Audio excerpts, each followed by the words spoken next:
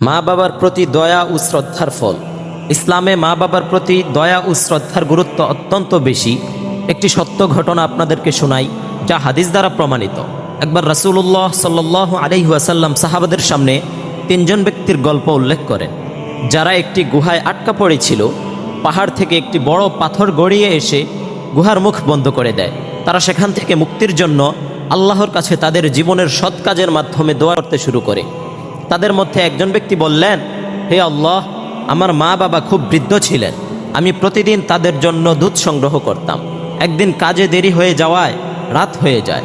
আমি দুধ নিয়ে তাদের কাছে আসি, কিন্তু তারা ঘুমিয়ে পড়েন। আমি তাদের ঘুম ভাঙাইনি, তাদের জেগে ওঠা পর্যন্ত দাঁড়িয়ে থাকি এবং তাদের খাওয়ানোর পর আমার পরিবারের অন্য সদস্যদের খাওয়াই।